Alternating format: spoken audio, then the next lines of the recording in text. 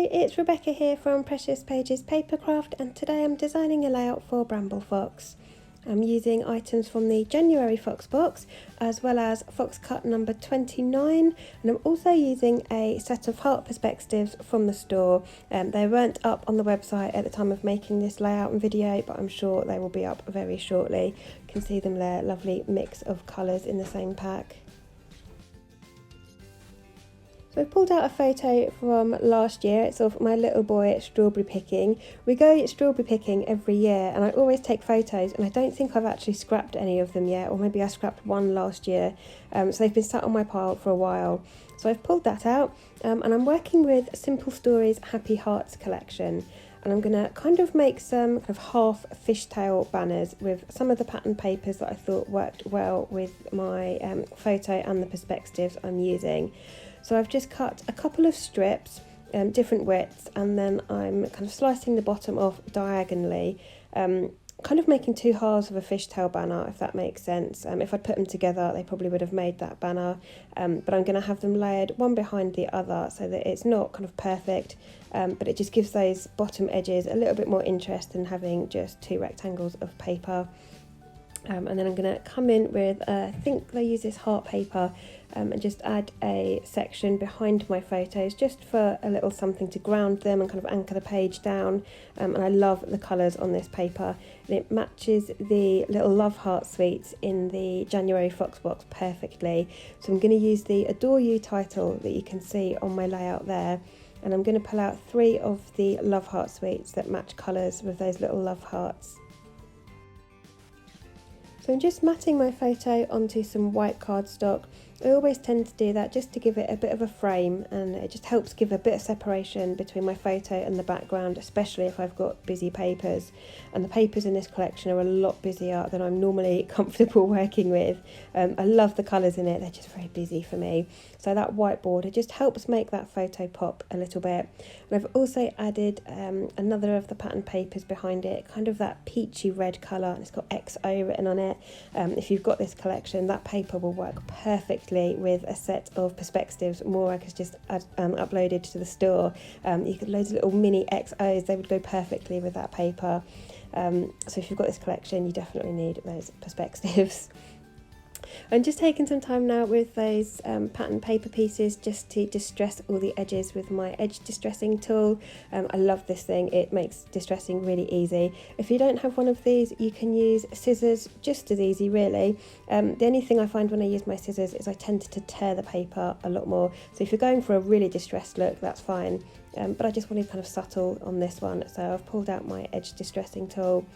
I'm going to have the papers layered kind of as so, with my photo on that darker patterned paper, and then I've got my Adore You perspectives going to sit down on the right there, just under my photo as my title. I'm just having a look at these love hearts.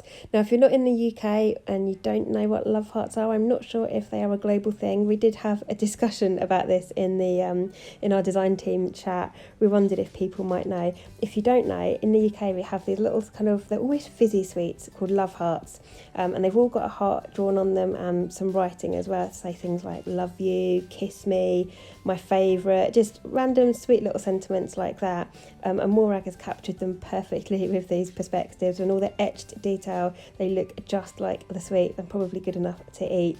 So that's what love hearts are if you don't know, and I'm going to use 3 of them on my layout today. So I've pulled out one of the minty green ones, one of the kind of lilac-y purple colour, and then a pink one to match my title. I'm just going through the embellishments in the Happy Hearts collection now, pulling out some bits I might like to use. It's a very girly collection for me. I've used it for something else recently and I've got quite a bit left over, so it seemed a shame not to use it. So I'm going to force myself to embrace the girly colours, and I'm pulling out some florals. I've got a little pot plant there. I know it's not a strawberry plant, but it kind of, in my mind, worked well with strawberry plants.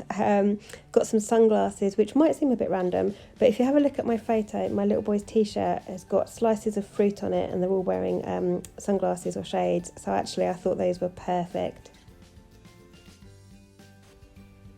I want to add a little bit of detail to my background. Nothing major or messy. I'm not going to pull out water and loads of inks. I just want to add a little bit of stenciling. So I'm using Fox Cut 29, which is one of the newer stencils to the store.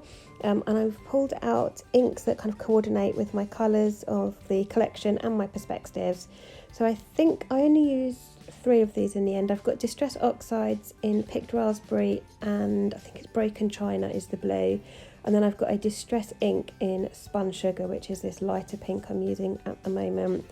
And I kind of wanted to fade these colours in a little bit, but I went really heavy-handed with that first one, and the Distress Oxide, they come out a lot thicker than my Distress inks, almost like a chalky texture.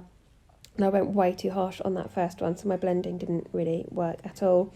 But never mind. And you'll see here I'm just doing some of them kind of half circles. That's because I know my pattern papers are going to cover them up, so I'm not going to waste my time completing the circles. There really is no need.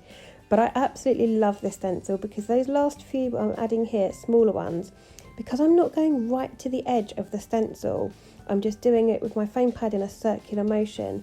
It's almost changed the pattern on the stencil. So rather than it being a complete circle, it's almost like jaggedy edges, kind of like a pinwheel spinning. You'll see better in the close-ups, but I was really amazed how that came out. Just a completely different effect from the same stencil. So yeah, these stencils you can make more than one pattern with this stencil, which I thought was pretty cool. And I've just added some splatters to my background as well, just using the same 2 colours, so Picked Raspberry and Broken China. Just put some of the ink pad down on some packaging, watered that down, and then used my paintbrush just to add those splatters onto the background. So now I'm happy with my stenciling and my splatters. Off camera I have just stuck those patterned papers down to my background just with double-sided tape, and I've added a layer of foam behind my photo before sticking that down just to help it pop and bring a bit more dimension to the page. And now I'm just going through my pile of embellishments that I've pulled out from the collection, just seeing where I might want to have things sitting. I love these cute little bits of fruit, so I've got some strawberries and some cherries, and I think I've got 2 of each, one from the die cut pack and one from the puffy stickers. So I want to get those on because obviously we were fruit picking at the time. It's a local farm to us, about 15 minutes up the road, and they do everything fruit and vegetable wise, all through sort of spring, summer and into autumn. But yeah, they have loads of stuff. So I think we've got raspberries as well this day, not cherries as such, but they still worked on the layout for me. I'm just going around now getting all these bits stuck in place. So the chipboard pieces, just peeling off the back and sticking those down flat. And then some of the die cuts, I'm adding some foam pads behind just to make them a bit more interesting and to have some dimension, and then I can kind of tuck things underneath and layer them. And then once I'm happy that all of those in place, I'm going to get my perspectives stuck down. So quite often with Bramble Fox perspectives, they come with a layer of protective film over them. If the perspectives are etched on the front, you won't have the protective film on the front anymore, but generally you will get it on the back. So you just need to peel that off before sticking them down. I have done it a couple of times where I've not peeled them off. So on some of the perspectives, you'll see on the hearts in a minute, they're almost like a frosted or see-through plastic. If you're going to put them on top of a busy patterned paper, sometimes it's best to leave the white protective film on the back, just so that it keeps the true colour of that perspective. But generally, as a general rule, I always peel the backing off. And this is the pack of hearts I was talking about here, so I'm just pulling some of these out, and these colours work perfectly with this collection. So I'm just going to scatter a few of these around the layout, and then I'm getting all of my perspectives stuck down with my glossy accents. I find it gives them a really strong hold. They never kind of ping off in my album, so glossy accents is always my go-to adhesive for my acrylics.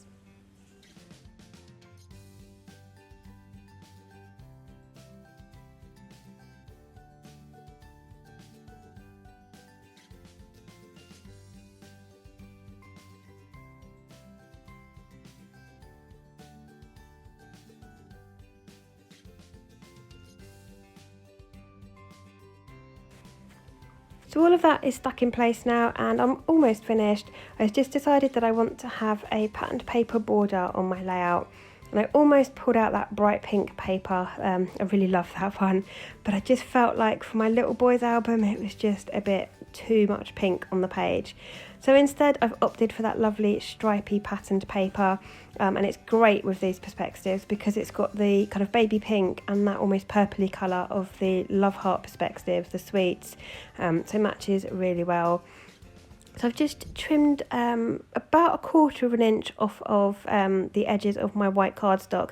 I think I cut a little bit more off the bottom than I did the top, just to kind of help central my design a bit better. I'd gone kind of more towards the top when I stuck my papers down. And then I gutted the middle of that patterned paper just so that I don't waste it. And I'm just going to get my page stuck to that frame now with some double-sided tape.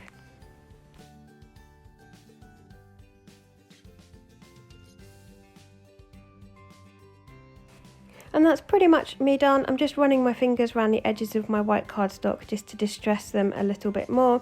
But I've got some close-ups here for you, and I absolutely love those little sweetie perspectives. They're just so cute. But yeah, so that's me done for today. Thank you very much for joining me. I hope you've enjoyed the process and it's given you some inspiration from using the bits from your January Fox box. I've got loads of close-ups coming up for you here. I'll leave some links in the description box below for you to the Bramble Fox store, to the Foxbox subscription page if you get your exclusive designs, and also to our Bramble Fox Friends Facebook group. So if you aren't already in that, do head over and join. But thanks again for joining me. I'll leave you with the rest of the close-ups and I shall see you next time.